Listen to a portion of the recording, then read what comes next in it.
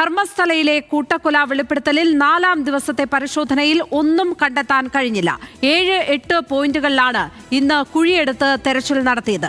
കഴിഞ്ഞ ദിവസം 6-ാം പോയിന്റിൽ നിന്ന് ലഭിച്ച അസ്ഥിഭാഗങ്ങൾ വിശദ പരിശോധനയ്ക്കായി ബംഗളൂരുവിലെ ലാബിലേക്ക് മാറ്റി.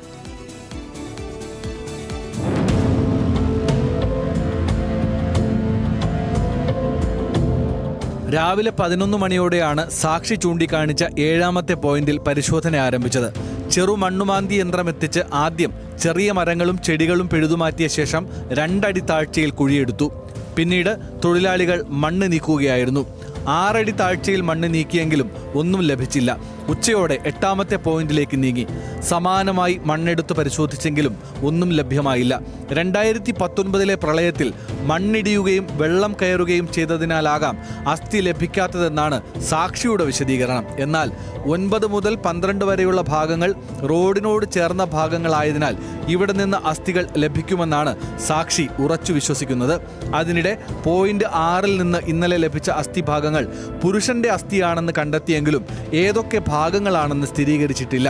ഒരു താടിയിലും 2 തുടയിലും 5 പല്ലുമാണ് ലഭിച്ചത്. ചില അസ്ഥിഭാഗങ്ങൾ പൊട്ടിയതിനാൽ ഏത് ഭാഗമാണെന്ന് സ്ഥിരീകരിക്കാനായിട്ടില്ല. ഇത് തിരിച്ചറിയാനും കാലപ്പഴക്കം, പ്രായം തുടങ്ങിയവ നിർണ്ണയിക്കാനും അസ്ഥികൾ ബംഗളൂരുവിലെ FSL ലാബിലേക്ക് മാറ്റി. DNA സാമ്പിളും ശേഖരിക്കും. ഇനി കുഴിക്കാനുള്ള പോയിന്റുകളിൽ പെനട്രൽ റഡാർ ഉപയോഗിച്ച് പരിശോധന നടത്തുന്നത് പരിഗണനയിലുണ്ട്. 15 മീറ്റർ ആഴത്തിലുള്ള വസ്തുക്കൾ കണ്ടെത്താനാകുന്ന റഡാറാണ് ഉപയോഗിക്കുക. എന്നാൽ കാടിനകത്തെ പരിശോധനയിൽ വ്യക്തമായ ചിത്രങ്ങൾ ലഭിക്കുമോ എന്നതിൽ സംശയമുണ്ട്.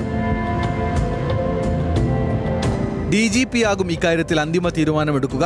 ഇനിയുള്ള ഓരോ കുഴിയിൽ നിന്നും 1-ൽ കൂടുതൽ അസ്ഥിഭാഗങ്ങൾ ലഭിക്കുമെന്ന് സാക്ഷി ആവർത്തിച്ചു പറയുന്നു. ഇതിന്റെ അടിസ്ഥാനത്തിൽ സമയമെടുത്തായിരിക്കും തെരച്ചിൽ. പരിശോധന റോഡിനോട് ചേർന്നുള്ള ഭാഗങ്ങളിലേക്ക് നീങ്ങിയതോടെ പോലീസിന്റെ സുരക്ഷ ശക്തമാക്കിയിട്ടുണ്ട്. അതിനിടെ നേത്രാവതി പുഴയോരത്തെ കാട്ടിൽ വർഷങ്ങളായി സംസ്കാരങ്ങൾ നടക്കാറുണ്ടെന്ന അവകാശവാദവുമായി ധർമ്മസ്ഥലയിലെ മുൻ പഞ്ചായത്ത് പ്രസിഡന്റ് കേശവ ഗൌഡ രംഗത്തെത്തി. ഈ കാര്യങ്ങളെല്ലാം അറിയാവുന്നയാൾ ഇപ്പോഴത്തെ സാക്ഷിയെന്നാണ് ഗൗഡയുടെ പക്ഷം. He knows that this place. He knows this place because he was working here only at that river area only. He was working. We well known for that, and he knows that some bodies were buried there, and it was if it is dug, it will be found there. Everything he knows. He knows the history of this place. Hence, they captured him. കൂടുതൽ പെൺകുട്ടികളെയും യുവതികളെയും കാണാതായതുമായി ബന്ധപ്പെട്ട് പ്രത്യേക അന്വേഷണ സംഘത്തിന് മുന്നിൽ കൂടുതൽ പരാതികൾ വരുന്നുണ്ട്. ഇതും വിശദമായി പരിശോധിക്കും. നേത്രാവതി പുഴയെ സാക്ഷിയാക്കിയുള്ള 4-ാം ദിനത്തിലെ തിരച്ചിൽ വിഫലം. 1-ലും 2-ലും എന്താണോ സംഭവിച്ചത് അത് തന്നെയാണ് 4-ാം ദിനത്തിലും ആവർത്തിച്ചത്. ഇനി 6-ാം കുഴിയിലേതുപോലെ അസ്ഥികൂടം ലഭിക്കാൻ 13 വരെയുള്ള പോയിന്റുകളിൽ പരിശോധിക്കണമെന്നാണ് സാക്ഷി വീണ്ടും ആവർത്തിച്ചു പറയുന്നത്. നാളെ 9-ഉം 10-ഉം പരിശോധിക്കുമ്പോൾ കൂടുതൽ മൃതദേഹങ്ങൾ ലഭിക്കും എന്ന് അദ്ദേഹം അന്വേഷണ സംഘത്തിനോട് ആവർത്തിച്ച് പറയുന്നു.